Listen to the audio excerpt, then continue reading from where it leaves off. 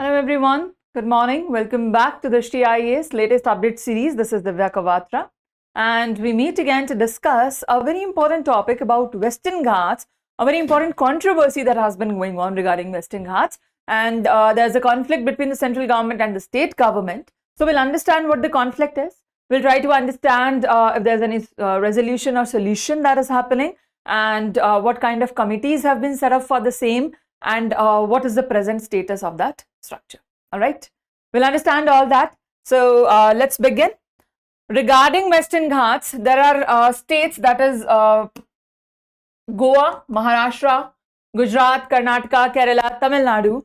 All of them are arguing with center. They're arguing with center. It is center versus these states, the group of these states. All right, center versus group of these states. They are witnessing what? An information that there has been a new notification regarding ESAs in the Western Ghat. What are ESAs? Ecologically sensitive zones. What are ESAs? Ecologically sensitive areas or ecologically sensitive zones that are being set up in this Western Ghat region that is being covered by Gujarat, Maharashtra, Goa, Karnataka, Kerala and Tamil Nadu. So the states are opposing this setting up of ESA, and while center is saying that this is very, very necessary. All right. So what is happening? Let's find out. What is the fight about? The objective is that central government under MoEFCCC has said that this particular area, the particular area that we are talking about, the Western Ghats, the entire Western Ghats are very sensitive areas and they need special attention, right? For that special attention, we want to declare Western Ghats as ecologically sensitive zones. Valid, right? We know how important Western Ghats are, the resources, the forest land, everything is important, right? They're quite a good barrier in South India, right? So if we get rid of this barrier, what will happen? We might face many natural calamities, right? And these natural calamities will further aggravate a lot of problems, right? So they're saying that not just that, the resources also need to be preserved. So center said, let us declare Western Ghats ecologically sensitive zone. States were like, no, you cannot do that. Why? States said that this is getting in the way of development, because we need to cut down forest, we need to have the area, we need to do some mining, and if you declare ESA, there will be no mining. If there is no mining, how will we lead to the development? So states are saying that. Now, isn't that like a bit controversial? Because every time center comes up with the development, states always say that you are harming the environment, you're harming the ecology. Now, this time center wants to actually preserve the ecology, and states are saying that no, you cannot do that because otherwise we will not be able to develop, right? So this controversy began. Now, after this controversy, earlier center wanted to declare complete series of Western Ghat as a protected area, all right? They wanted to declare the complete series as a protected area. But now then states started opposing and they said that this is not fair. So center came up with the solution that the entire Western Ghat is not actually the most core sensitive zone, right? There are areas where people are residing, residential areas have been built up, construction has already been done, mining has already been done. There is certain core zone that is still untouched and we want to keep it untouched so that it is protected. So now center thought that, okay, we will not declare complete Western Ghat as a sensitive zone, but we will mark down a special amount of area, a special percentage of area for that, right? So they set up a few committees to check out like how we can do this, what can be done, and the committees came up with recommendation, all right? So this is the issue. We'll see what committees were set up, we'll see what recommendations they came up with, and we'll see the current result. But for now, this is the issue. I hope you understand the issue, right? Yeah? The problem is clear, like what is the controversy, what is the issue that is happening and why this is in news? Yes? All right. So this has been happening, and now the conflict states are 6 states that we have talked about. All of them are saying that local socio-economic activities will be hindered and we don't want to do that. All right, fine. So let's not do this. So the recent breakthrough is that the current status is that states like Karnataka and Kerala are still opposing, but because of the recent committee recommendations, that is Sanjay Kumar committee that was set up in 2022, they came up with recommendations and few other states have agreed to follow that recommendation. That means we have moved a step ahead. All right. So Karnataka and Kerala still don't agree, but other states like Maharashtra, Goa, Gujarat, they have agreed to the notifications with their respective territories. They said that in our state you can do this. For other states, we don't know. Yeah. So other states like Karnataka and Kerala, they are still opposing, but these other states have agreed. All right. This is the current status. Now let's understand how did we reach from complete controversy to a small agreement. Okay. Let's just trade that park and how that happened. Let's trace it out. Okay. This is the entire Western Ghats region that a government is talking about, spread across various states and along the boundary of India, along the coastal boundary of India. Now, talking about the Western Ghats, these are older mountain ranges, even older than Himalayas. That's why they need to be preserved. They are even older than Himalayas. Just imagine what kind of structures they might have, ranging from 1600 kilometers from the Tapti river or Tapi river from Gujarat Maharashtra border to Kanyakumari, Tamil Nadu. This is the extension of Western Ghats. Western Ghats, and on this side we have Eastern Ghats. Both of them meet here at Nilgiri Cardamom Hills, right? At Nilgiri Cardamom Hills, they meet and become one. So they are extended till Tamil Nadu, right? The global standing is that it is recognized as one of world's 8 hottest hotspots, right? In terms of biodiversity, it is termed under world's one of the 8 hotspots that the world has. It is one of them. 8 biological hotspots that world has, the entire world. This is one of that. So naturally, this needs special preservation and the hydrological shield also, because this is a massive catchment area. If flooding happens, this will stop that. This will reduce the harm that happens. So it is a protective layer. If this gets ridden off, there will be large scale flooding and everything will get destroyed. So what will you do of development then? Overnight, everything can be destroyed. So what will you do of that development? So government is saying that you should understand this is a protective layer. Without this, entire southern India can drown. It will become a separate island. Why don't you understand that? But there are still controversies. All right. So that's what we're trying to do here. This is fed by major peninsular rivers like Godavari, Krishna, Kaveri, right? They're giving security, water security to a lot of people. This is its current status. So now the committees that were formed, let's understand about the committees that were formed to transform this area into an ESA. All right. Number 1 committee, that is Gadgil committee, right?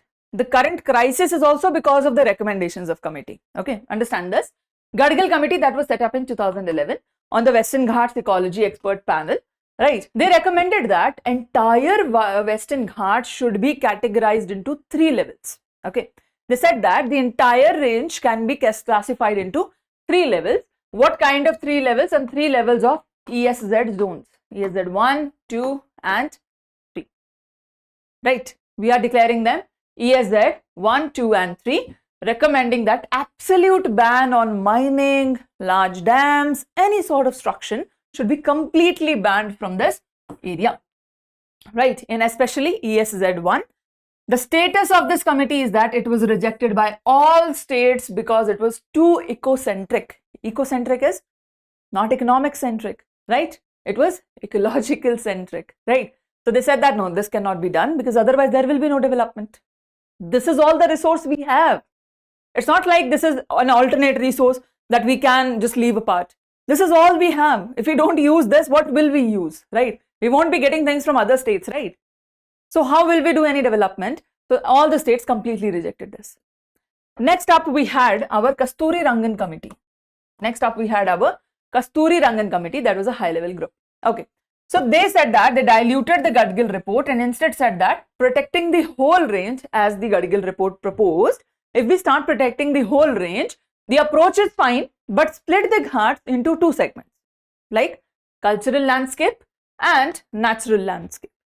Cultural landscape is the one where already there is human settlement, agriculture is happening. That is the cultural landscape. Natural landscape is around 37%, that is 60,000 kilometers. This committee recommended that we preserve only the natural landscape. Only the natural landscape will preserve, that is only 37% of the land. Rest of it will leave to the states. You can protect, you can use, you can utilize, whatever you want to do. right? This 37% definitely needs protection, and they said that 37% boundary is the current bone of contention, because now we have to make the states agree on this 37%. That's what the 2022 committee, Sanjay Kumar committee, has been trying to do, right? So they came up with ideas that requested, they presented a report to the state that how this is important for you as well. So now, apart from Karnataka and Kerala, other states have approved it, and they've said that, okay, fine, we will do this. Yeah, exactly.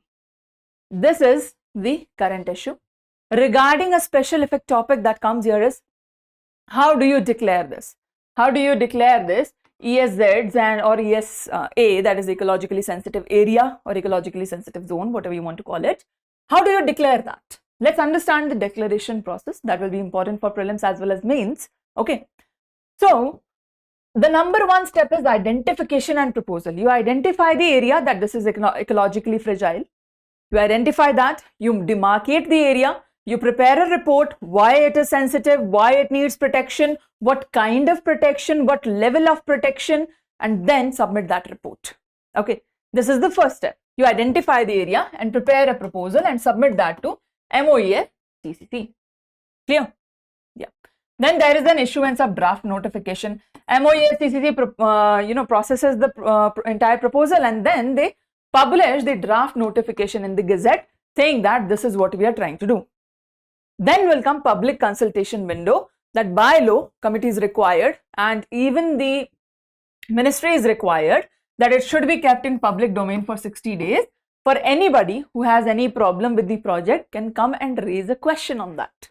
Yeah, you give that to the people so that they can raise any queries on that, and if all the queries are done, only then you can proceed with the project. So within 60 days, states came up with their proposal that we don't like it. So naturally, this was not moving ahead. Yeah, they came up with their objections. So expert committee will be set up to scrutinize whether the claims are true or not, what people are saying is true or not, or how we can have a workaround. They will sit on that. Then the final Gazette notification will come. After all the modification and all the agreement, when all the states agree, we will give a final notification in the Gazette that this has been done and ecologically sensitive zone has been created. This is the entire process, right? Now this raises a question, how do you do that? On basis of what? We have an EPA Act 1986, right? Yeah, that notification is done, and then penalties are also there under Ecological Environmental Protection Act 1986. Under that itself, we do this. Once this becomes an ESA, there is a legally binding objectification. Clear? This raises another question. What happens once it is declared ESA? Okay, once we have declared it ESA, what happens then? Now there's a lot of resistance, obviously. There's a lot of resistance. Once it happens, what will we do? Commercial mining and stone quarrying, these things will be prohibited. Okay, some prohibited activities, some regulated activities, and some permitted activities are listed out. What are the extremely prohibited? Extremely prohibited ones are mining and stone quarrying, establishment of polluting industries, the red category industries, then the setting up of hydroelectric or thermal power plants, major new commercial constructions or township also. Like you cannot create any more residential area in that also. Okay. Some are regulated. You can do that, but it will be under regulation and monitoring. That is felling of the trees on private land, establishment of eco-friendly hotels and resorts. They won't be creating much pollution, right? Drastic change in land use patterns, agricultural land to commercial use, widening of existing roads and infrastructure, that becomes regulated, right? Then there are permitted activities like agriculture can go on, eco-friendly non-polluting structures can go on, rainwater harvesting, organic farming can go on, repairs can go on. That kind of thing still happen. The problem area is this. Because this is strictly prohibited, this will hinder back the development of the state. If they won't be able to do mining, if they won't be able to work on hydroelectric power plants, how are they to move forward, right? This is the major concern. That's why the states are resisting. They're saying that you should, this is an inclusion of human habitats and plantation, livelihood will get disrupted, and this will stagnate our growth, right? This will stagnate the state's growth, and that is not fair, right? And they're raising a question on our federalism, that who gave center this much of power to actually do this? And if we give center the entire control to Western Ghats, that means we have large-scale center interference in our state. And which state would like that? And what kind of federalism is this? Right? So they're raising a question on our existing structures of federalism as well. That's why the states are resisting, and these are the causes. All right. So what can we do? What can we do? We've already made a few states agree. The others can also be pleaded with. And at the same time, we should make sure that they're not unfairly penalized. We encourage organic farming, ecotourism. That way, their livelihood is also not affected largely. And lastly, disaster risk mitigation linkage. We should keep highlighting that in the current scenarios, disaster risk management is a top priority and we should be catering to that. Clear? Exactly. So we have a question for you based on this. Before that, we would like you to give us your answer in the comment section regarding the fact that which is the highest peak of the Western Ghats. Okay. Give us your answer in the comment section. Which is the highest peak of the Western Ghats? Yes? Do you know that? Let us know in the comment section, and this is a question for you that you can solve for later on. We'll reveal the answer tomorrow. Until then, that's all about it. This was about the Western Ghats, the recent controversy. I hope you understood the concept, yes?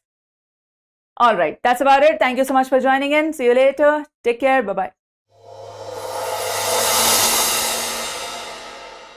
For more informative content, like, share and subscribe, and do not forget to press the bell icon to get the notifications.